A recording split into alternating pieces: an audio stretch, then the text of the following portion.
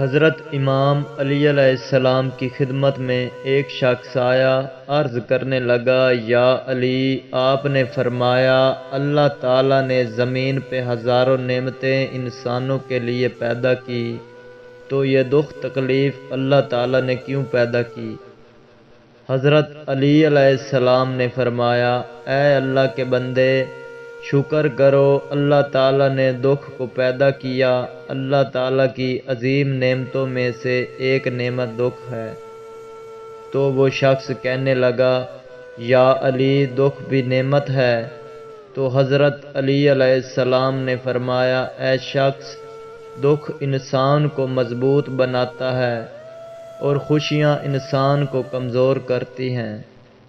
اللہ تعالیٰ جس انسان کو نوازنا چاہتا ہے، عظیم مقام دینا چاہتا ہے، تو اسے تکلیف، درد، دکھ دیتا ہے تاکہ وہ مضبوط بن کے اتنا سیکھ لے کہ اپنی منزل تک جا پہنچے۔ یاد رکھنا، انسان کا دکھ انسان کو سکھانے کے لیے ملتا ہے، لیکن افسوس انسان اس دکھ کے لیے روتا ہے۔ انسان دکھ اور درد کی وجہ سے جتنا ہی روتا رہے لیکن ختم نہیں ہوگا، کیونکہ دکھ انسان کو رلانے کے لیے نہیں بلکہ انسان کو سکھانے کے لیے آیا ہے۔ جب تم اس دکھ سے سیکھ لو گے جو وہ تمہیں سکھانا چاہتا ہے تو تمہارا دکھ خود بخود ختم ہو جائے گا۔ زندگی اتنی دکھی نہیں کہ مرنے کو جی چاہے، بس لوگ اتنے دکھ دیتے ہیں کہ جینے کو دل نہیں کرتا۔ دکھ انسان کو یا ریت کی دیوار کی طرح ڈھانپ دیتا ہے یا چٹان کی طرح کھردرا اور سخت بنا دیتا ہے۔ یہ ایک حقیقت ہے، انسان کو جہاں سے پیار کی سب سے زیادہ امید ہو، اسے سب سے زیادہ دکھ بھی وہیں سے ملتا ہے۔ اللہ تعالیٰ فرماتا ہے، کسی کو تکلیف دے کر مجھ سے اپنی خوشی کی دعا مت کرنا، لیکن اگر کسی کو ایک پل کی خوشی دیتے ہو تو اپنی تکلیف کی فکر مت کرنا۔ بعض تکلیف ایسی ہوتی ہے کہ ہمیں لگتا ہے جیسے اب ہم مر جائیں گے، اب کہیں سے کوئی مدد نہیں آئے گی، اور پھر ہم جلد مایوس ہو جاتے ہیں۔ مگر جانتے ہو، کوئی غم بھی مسلسل نہیں رہتا۔ وہ ہمارا پیارا رب بڑا رحیم ہے، ہماری سوچ سے بھی زیادہ کریم ہے۔ اسے تو یہ بالکل بھی گوارا نہیں کہ تمہیں کوئی تکلیف دے۔ اللہ تعالیٰ جسے بھی اپنا آپ یاد دلانا چاہتا ہے، اسے دکھ دے کر اپنی جانب متوجہ کر لیتا ہے۔ دکھ سے نکل کر انسان دوسروں کے لیے نرم ہو جاتا ہے، پھر اس کے نیک اعمال خود بخود ظاہر ہونے لگتے ہیں۔ دکھ تو روحانیت کی سیڑھی ہے، اس پر صابر اور شکر کرنے والے ہی چڑھ سکتے ہیں۔ کچھ دروازے ہمیں خود بخود ہی بند کرنے پڑتے ہیں۔ زندگی بھر خود فریبی اور خوش گمانیوں میں رہنے سے بہتر ہے انسان ایک ہی بار خود کو جھلستی ہوئی حقیقت کے روبرو کر لے۔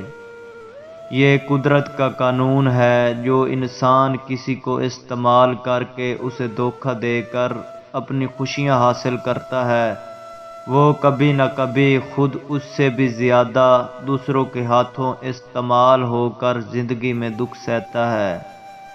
اللہ پاک فرماتا ہے، تم مانگو مجھ سے، تمہارا مانگنا اچھا لگتا ہے، تم کیوں پریشان ہوتے ہو؟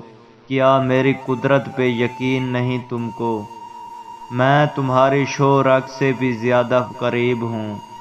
جب تم اپنی ماں کی نیت پر شک نہیں کر سکتے تو اس پر کیسی بے یقینی جو تم سے 70 ماؤں سے زیادہ بڑھ کر محبت کرتا ہے۔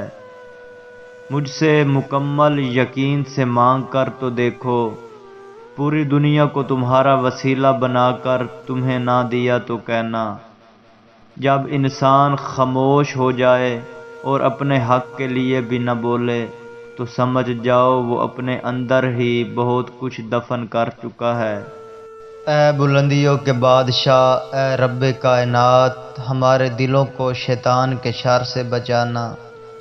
صرف اور صرف اپنی رضا کا غلام بنانا۔ اے رب کائنات، ہم سب کو ہمیشہ خوشحال اور آباد رکھنا۔ آمین الہی آمین۔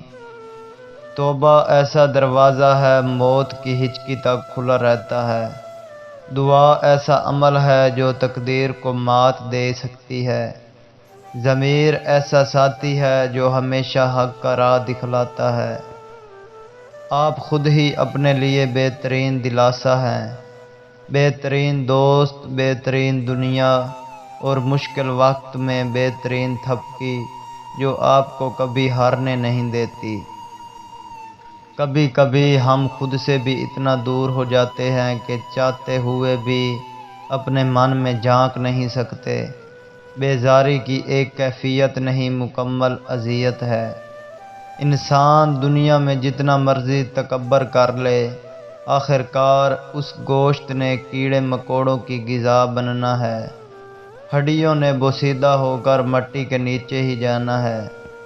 ندامت اور توبہ کا ایک آنسو اس مقام تک لے جا جہاں پہنچنے کے لیے برسوں کی محنت اور عبادت درکار ہوتی ہے۔ دنیا میں کبھی کسی انسان کو تلاش مت کرنا، خود اچھے بن جانا۔ ہو سکتا ہے آپ کے اس کام سے کسی اور کی تلاش ختم ہو جائے۔ معاف کرنے کی عادت اور حوصلہ پیدا کرو، یہ تو اللہ تعالیٰ کا کرم ہے، اس نے انسان کے گناہوں کی پردہ پوشی کی۔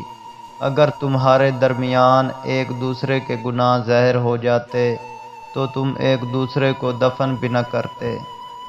کسی کو چاہنا ہو تو دل سے چاہو، زبان سے نہیں، اور کسی پہ غصہ کرو تو صرف زبان سے کرو، دل سے نہیں۔